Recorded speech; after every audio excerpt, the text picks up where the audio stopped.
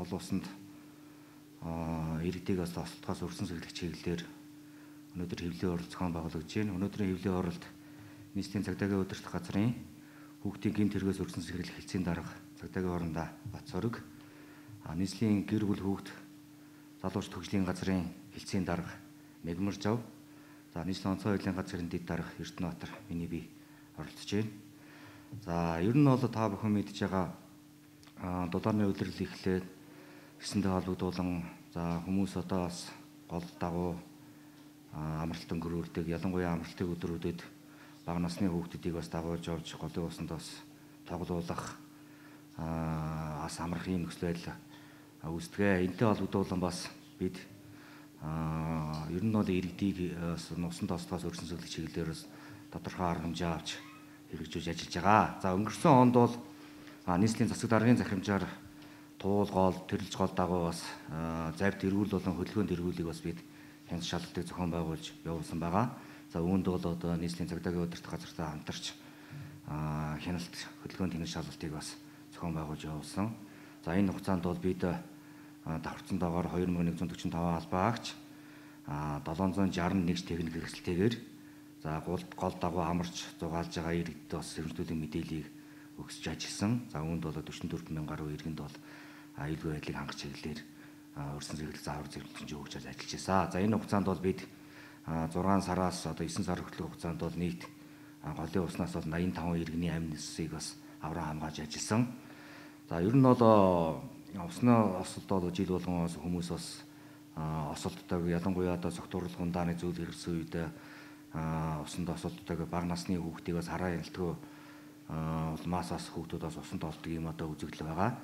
За 2018 онд бол нийт одоо 32 хүн усанд осолдсон байна. За 2019 онд бол 23 хүн усанд осолдсон. Үүнээс одоо хүүхэд 4, том хүн одоо 19 одоо ийм хүн усанд осолдсон юм бас мэдээлэлтэй байгаа. Тэгээ биднээс бол одоо ер нь бол энэ жил бол 2020 онд бол мөн одоо энэ 6 сарын 10-наас эхлээд нийслэлийн засаг даргын захирамж гаргаж мөн одоо нийслэлийн цагдаагийн удирдах газар онцгой байдал хүүхд гэр бүл хөгжлийн газартай хамтарч за ер нь бол туул гол болон тэрэлжийн гол дагуу бас энэ хөдөлгөөнд эргүүл мөн завьт эргүүлийг бол одоо ажлуулахаар төлөвлөж ажиллаж байна. За ер нь бол одоо энэ завьт эргүүлийг одоо бас бид ажиллуулснаар бол одоо иргэдээ бас остлоос өрсөн сэглэх юм чиглэлийг бас гол нь бол мэдээлэл сэрэмжлэл өгөх ажиллаж байгаа гэдгийг бас анхааруулад хэлье. За одоо нийслэлийн цагдаагийн удирдах газраас бас энэ чиглэлээр бас та бүхэнд бас мэдээлэл өгнө. За та бүхэн энэ өдрийн амрыг ярив. Ер нь усанд осолдохоос гадна хүүхэд ер нь ямар гэмт хэрэгт өртдгийг, юунд өртдөг юм бэ гэж. Тэгэхээр 2017 онд бол хүүхэд 2000 орчим хүүхэд бол гэмтэргийн улмаас ямар нэгэн ахуй ослын улмаас, усны улмаас өндрөөс унах гэдэг юм олон төрлийн байдлаас бол өртөж авахирж ирсэн юм байна. Статистик мэдээллээс харахад 2018 онд 1126 хүүхэд, 2019 онд 996 хүүхэд, он гараад 225 хүүхэд гэх мэтлэнгээр сүүлийн 3 жилийн байдлаар бол хүүхэд гэмт хэрэг зөрчилд өртөж аврах нөхцөл байдал бол буралттай үзүүлэлттэй байгаа юм. Энэ нэг утгаараа эцэг эхчүүдийн бол анхаарал одоо болгоомж нь бол нэмэгдэж байгаа, хараа хяналтнаас сайжирж байгаа илрэл хэдий боловч одоо хүүхэд аюултай нөхцөл байдалд бол байна уу гэдэг асуудал бол бас хариулт өгөхөд бол хэцүү байна л да. Янз янзын байдлаар л өртөж байна. Одоо саяны өнгөрсөн 2 хоногийн өмнөх 4 хүүхэд өртлөө гэж. Тэгэхэд одоо хэдэн жилийн өмнө зүгээр гэртээ 10% дотор хийцэн байсан усанд бага насны хүүхэд хонгож унаал өнгөрцөн байсан тохиолдол бол илэрж байсан. Тэгэхээр эцэг эхчүүд маань бага насны хүүхэдтэй, өсвөр насны хүүхдүүдэд тавих хараа хяналтаа сайжруулаач гэж. Сүүлийн 3 сарын хугацаанд төрийн байгууллагаас 20 цэрийн дэглэм тогтоосонтой холбогдуулаад цэцэрлэг сургуулиуд бол ажиллахгүй байгаа. Ерөөсөө эцэг эхчүүдийн 100% хараа хяналт, эцэг эхчүүдийн 100% асрамжинд бол хүүхдүүд байгаа. Гэр бүлийн орчинд дийлэнх нь хүүхдүүд байгаа. Үүнтэй холбоотой сүүлийн 3 сарын байдлаар хүүхдээ гэмт хэрэгт өртөж авахирсан нөхцөл байдал бол 45 орчим хувиар бол буралттай байгаамаа. Монголчууд ингэж ярьдаг штэ. Одоо усны хор гараагүй байхад одоо усанд орж болохгүй гэж. Тэгэхээр аав ээж нар маань хүүхдүүдтэй сайн хэлж захих шаардлагатай байна. Жил бүр одоо нийслэлийн онцгой байдлын газар гэр бүл хүүхэд залуучуудын газартайгаа хамтраад 6 сард одоо усны эргүүл хяналт шалгалтыг бол зохион байгуулдаг. Энэ жил бол уламжлал голгоод 6 сарын 10-наас ингээ гол усан дээрх эргүүл завьт эргүүлүүдийг бол ажилуулах болно. Ямар ч гэсэн эцэг эхчүүдтэй хандаж хэлэхэд хүүхдэд анхаарал болгоомжоо сайжруулаарай гэж хэлмээр байна. Нөгөөтэйгөр нийслэлийн цагдаагийн удирдах газраас хүүхдийг өөрсдийнх нь үздэг, сонсдог, сонирхдог сэдвийн хүрээнд сэргийлэгч хүү зөвлөгч охины дүрээр 2D анимашн хэлбэрээр нийслэлийн гэр бүл хүүхд залуучдын газартайгаа хамтраад 86 төрлийн аюулгүй байдлаас хэрхэн өөрийгөө болон бусдыг авран хамгаалах вэ гэсэн зөвлөмжийг захим хэлбэрээр дээрэн бокс телевиз, боловсрал телевизээр одоо хэвлэл мэдээллийн хэрэгслээр болоод хүргэж байгаа.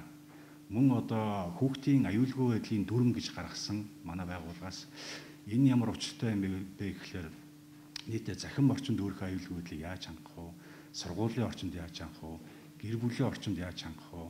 Гудам зам талбай олон нийтийн байдал газарт хэрхэн яаж хангах вэ гэд нийслэлийн хэмжээнд үйл ажиллагаа явуулж байгаа 200 шахам сургуулиудад бол энэ хүүхдийн аюулгүй дүрмийг нийслэлийн гэр бүл хүүхд залуучдын газартайгаа хамтраад хэвлээд хургуулсан байгаа.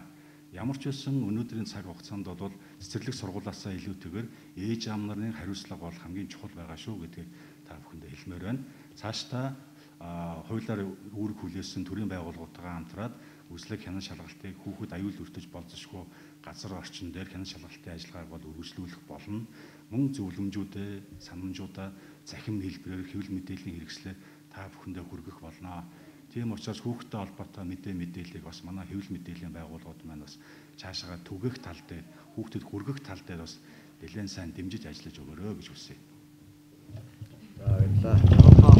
Нийслэлийн гэр бүл хүүхэд залуучдын хөгжлийн газрын хэлцээний дарга Мегапч мэдээлээ байна. За сайн байцгаана уу. Нийслэлийн гэр бүл хүүхэд залуучууд хөгжлийн газраас за бол хүүхдийн эрхийн тухай хууль, хүүхд хамгааллын тухай хуулийнхаа хэрэгжилтийг хангаад одоо нэлээд одоо хүүхдийн урьдчилан сэргийлэх чиглэлээр олон талт ажлуудыг хийж байгаа. Ерөнхийдөө бид нэр энэ хүүхдийн урьдчилан сэргийлэх ажил дээр илүү хамтын ажиллагаагаа нэгтгэж ажиллах нь чухал гэдгийг бид нар хараад одоо сүүлийн 3 жилээс нийслэлийн цагдаагийн газар, онцгой байдлын газар, эрүүл мэндийн газруудтайгаа хамтран хүүхд хамгаалал нэгдсэн арга хэмжээг улирал тутам зохион байгуулж бас хэвлсэн. Энэ он гараад бид нэгдүгээр улирлын одоо хүүхд хамгаалал нэгдсэн арга хэмжээнд нийслэлийн онцгой байдлын газар, нийслэлийн цагдаагийн газартайгаа хамтраад эцэг эхийн хараа хяналт сул гудамжны нөхцөл байх магадaltaй хүүхдүүдийн илрүүлэлт нэгдсэн арга хэмжээнд дэр бол ажиллаад бас 100 гаруй хүүхдийн яг илрүүлж энийг нь харьяа дүүргийнх нь гэр бүлийн хэлцийн хяналтанд өгөөд ингэ ажиллаж байна. За сая энэ 2 дугаар улирлынхаа энэ хүүхд хамгаалал нэгдсэн арга хэмжээнд дээр бас нийслэлийн цагдаагийн газар, эрүүл мэндийн газартайгаа хамтран хөдөлмөр эрхэлж байгаа хүүхдүүдийн илрүүлэлт нэгдсэн арга хэмжээнд дээр ажилласан. Энэ дээр 86 хүүхдүүдийн бас мэдээлэл цугларч энэ дээр бид нар хяналт тавиад ажиллаж явж байгаамаа. Хүүхд хамгааллын тухай хуулийн дээр нийгмийн бүхий л орчинд хүүхдийг аливаа эрсдэлд өртгөөс урьдчилан сэргийлэх гэдэг асуудлыг хуульчлан заасан байдаг. Нийгмийн бүхий л орчинд гэдэгт нь иргэд, эцэг эх, олон нийт, аж ахуйн нэгжүүд бүгд ордог юм аа. Хүүхд хамгааллын тухай хууль гэхэлэр зөвхөн хүүхдийн салбарын хууль шиг битгий хараач. Энэ хуулийн дээр эцэг эхчүүдэд, олон нийтүүдэд, аж ахуйн нэгжүүдэд хүүхдийг яаж хамгаалах үүрэг чиглэл хариуцлагыг заагаад өгчихсөн байдаг. Тийм учраас энэ хүүхд хамгааллын хүүхдийг аливаа эрсдэлд өртгөөс урьдчилан сэргийлэх ажил нь өөрөө бүх нийтийн ажил юм шүү. Энийг хуульчлагдсан байдаг анхаараарай гэж хэлмээр байна. Тэгээд энэ хэвлийн хурлаар дамжуулаад эцэг аж ахуйн нэгж байгууллагуудаа хүүхд хамгааллын тухай хуулийг татаж бүгд анхаарч хараад та нартай өөрсдөө холбоотой заалтаа одоо хуулийнхаа хүрээнд хариуцлагатай биелүүлээч. Дээр нь өөрийн аж ахуйн нэгжийн ойр орчим эргэн тойрны эрсдэлт нөхцөлийг бууруулж ажиллаач. Энэ нь өөрөө та нийгмийн өмнө хүлээж байгаа хариуцлагынхаа хүрээнд хийж байгаа маш чухал ажил юм аа гэдгийг анхааруулж хэлье. Эцэг эхчүүдээ бол за 10-аас дээш насны өсвөр насны хүүхдийг цаг тутам хяналтаа тавьж ажиллаач. Хамаагүй уцаар энэ уюугаар цаг тутам хяналтаа тавьж ажиллахыг анхааруулж байна. Ялангуяа энэ жил одоо COVID-19-тэй холбогдуулаад эцэг эхчүүдийн үүрэг хариуцлага маш өндөр байх ёстой одоо цаг хугацаа болоод байна. Удахгүй хүүхдийн баяр болно. За дээр нь тэгээд урт хугацааны одоо энэ бас хүүхдийн зуны амралтууд болно. Тийм За энд нөгөө хүүхдийн туслан байхгүй одоо энэ жил явагдахгүй байгаа учраас хүүхдийн хөгжлийн асуудал дээр хүүхдийнхаа одоо эрхийн асуудал дээр тэгээ энэ хуульчлагдсан байдлыг уншиж танилцаад хуулийнхаа хүрээнд их хариуцлагатай анхаараач. Дахин давтаж хэлэхэд өсвөр насны хүүхдүүдтэй цаг тутам анхаарал халамжаа тавьж байгаарай гэж анхааруулмаар байна. За баярлалаа. За ингээд нийслэлийн цагдаагийн удирдах газар, нийслэлийн гэр бүл хүүхд хөгжлийн газраас бас хүүхд хамгаалалттай холбоотой, гэмт хэрэгс өрсөн цахилгатай холбоотой бас мэдээллийг өрсөн цахилгач чиглэлээр та бүхэндээ зөвөргөлээ. За дахин анхааруулж хэлэхэд ялангуяа одоо энэ амралтын өдрүүдэд, хүүхдийн баярын өдрүүдэд за энэ одоо энэ хүүхдийн одоо урт хугацааны амралт гэсэнтэй холбогдуулан бага насны хүүхдийг бас хараа хяналтыг бас сайжруулах, гол ус дагуу бас ингээд дагуулж явахгүй байх чиглэлээр бас асар хамгаалагч эцэг эхчдүүнээс анхааралаа гэдэг бас дахин бас энэ одоо хэвлэлийн баг уртлагын төгсөлд бас анхааруулж илье. За баярлалаа.